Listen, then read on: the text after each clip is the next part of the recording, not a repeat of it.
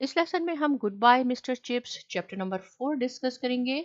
और chapter number 4 शुरू करने से पहले थोड़ा सा हम रिकैप कर लेते हैं चैप्टर नंबर 3 का, कहाँ हमने छोड़ा था।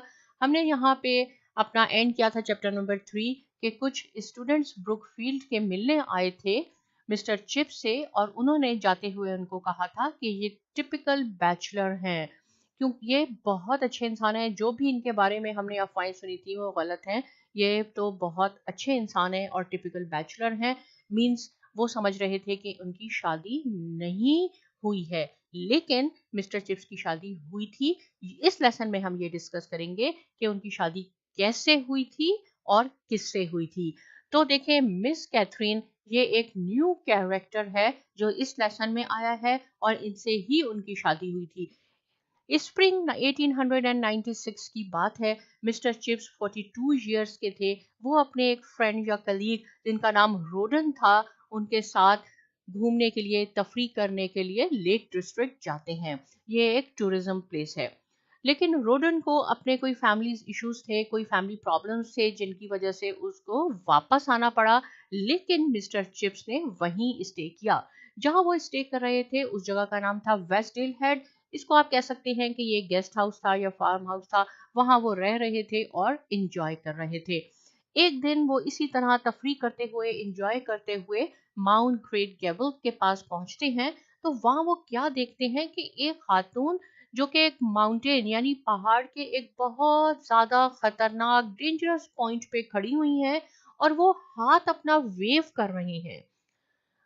मिस्टर चिप्स ने ये सोचा, उनको ये ख्याल आया कि ये ट्रबल में है, ये खातून किसी प्रॉब्लम में है और इनका हैंड, अपना हाथ ये वेव कर रही है, वो मुझे वेव कर रही हैं और हेल्प के लिए बुला रही हैं। ये कि एक मिसअंडरस्टैंडिंग थी।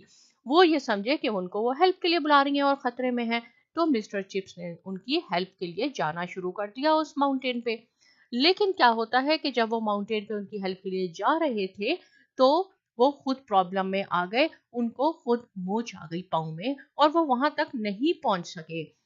कैथरीन ने ये रियलाइज किया, उसको समझ आ गई कि ये मेरी हेल्प के लिए आ रहे थे और इनके साथ ये प्रॉब्लम हुई। तो कैथरीन खुद आती है अपनी फ्रेंड के साथ उनकी हेल्प करने के लिए और मिस्टर चिप्स की हेल्प करती है। उसको उस माउंटेन से उठा के कैथरीन और उसकी फ्रेंड जहां पे वो रहा करते थे वहां उनको ले आती है। इस तरह कैथरीन की और मिस्टर चिप्स की मुलाकात होती है।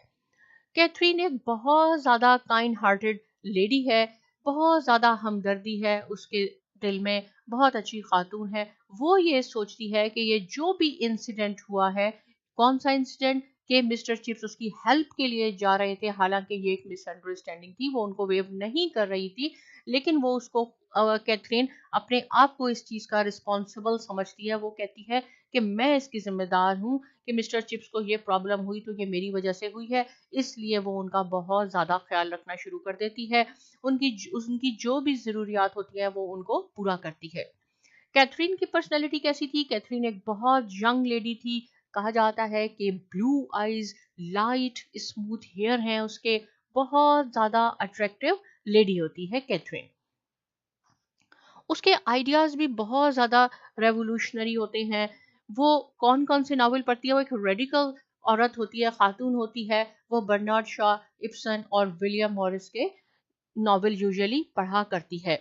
वो, उसको बिलीव होता है, वो यकीन करती है औरतों के हुकूक पर, कि औरतों के हुकूक भी वही होने चाहिए जो मर्दों के हैं। औरतें मर्दों से इंफीरियर नहीं हैं।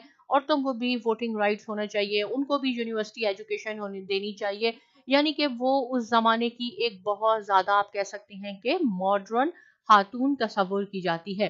होती वो 18th सेंचुरी की है, लेकिन उसके ख्यालात 19th सेंचुरी की लेडीज की तरह होते हैं। उसके बरक्स मिस्टर चिप्स की एक ड्राई पर्सनालिटी है, टोटली डिफरेंट होती है फ्रॉम कैथरीन से। उनको मॉडर्न खवातीन से डर महसूस होता है, घबराहट महसूस होती है। वो ये सोचते हैं कि ये मॉडर्न खातून और जो लेडीज होती हैं ये मॉन्स्टर क्रिएचर होती हैं, इसलिए वो इस तरह की खवातीन से दूर रहना पसंद करते हैं। लेकिन अब जो कि वो खुद एक मॉडर्न लेडी के साथ रह रहे होते हैं, तो वो उसको कैथरीन को एक अच्छी खातून समझते हैं। कैथरीन भी बाइसिकल पे उनके पास आती है, उनके घर के गिर्द चक्कर भी लगाती है। उन दोनों के व्यूज और पर्सनालिटीज टोटली डिफरेंट होते हैं। कैथरीन बाय प्रोफेशन क्या थी? गवर्नेंस थी, लेकिन इस वक्त उसके पास जॉब नहीं थी, वो ट्यूटरिंग किया करती थी। She rendered her services as a teacher और केयर टेकर। उसके पेरेंट्स नहीं थे, वो फौत हो चुके थे। मिस्टर चिप्स एक बहुत ज़्यादा क्वाइट, खामोश और कन्वेंशनल पर्सन है। उसके बरक्स कैथरीन कैसी है? बहुत ज़्यादा मॉडर्न लेडी है। लेकिन आहिस्ता आहिस्ता क्या होता है कि उनकी अंडरस्टैंडिंग बढ़नी शुरू हो जाती है, उनकी फ्रेंडशिप हो जाती है, वो एक दूसरे से अपने ख्यालात, अपने व्यूज डिस्कस करते हैं, एक दूसरे को पसंद करना शुरू कर देते हैं। जब वो मुस्कुराती हैं तो कैथरीन को उनकी स्माइल बहुत ज़्यादा अच्छी लगती है। वो एक डिसिप्लिन इंसान है, बहुत ज़्यादा मैनर्स वाले हैं मिस्टर चिप्स, नोबल पर्सनालिटी है। ये उनकी क्वालिटीज कैथरीन को बहुत ज़्यादा अट्रैक्ट करती हैं। कुछ अरसे के बाद वो अपने दोनों एक दूसरे को अपने साथ एंगेज महसूस करते हैं, एक दूसरे से लव करना शुरू कर देते हैं और डिसाइड करते हैं कि वो एक दूसरे से शादी भी करेंगे। और उनकी फाइनली शादी होती है लंदन में ऑटम टर्म में। लेकिन शादी से एक दिन पहले मिस कैथरीन मिस्टर चिप्स से पूछती हैं कि मैं आपको क्या कह के बुलाया करूंगी? मैं आपको मिस्टर चिप्स कहूँ, मैं आपको मिस्टर चिपिंग कहूँ, मैं आपको सर कहूँ, क्या कहूँ? क्योंकि इसके बाद उन्होंने कैथरीन ने अपनी एंट के घर जाना था, क्योंकि उसके पेरेंट्स नहीं थे और वहां से उसकी रुखसती होनी थी। इसलिए जाते हुए उसने कहा, गुड बाय मिस्टर चिप्स। ये देखें, बहुत ज़्यादा इम्पोर्टेंट लम्हा था, टाइम था मिस्टर चिप्स के लिए। मेमोरेबल स्वीट मोमेंट था उनकी लाइफ का, जब कैथरीन ने उनको कहा गुड बाय मिस्टर चिप्स। और यही इस नॉवेल का नाम है। यहाँ पे हमारा चैप्टर नंबर 4 एंड होता है। अब हम देखते हैं कि उनकी शादी के बाद कैसे उनकी लाइफ है। तो मिलते हैं चैप्टर नंबर 5 में। साइमा एकेडमी को सब्सक्राइब कीजिए और बहुत शुक्रिया।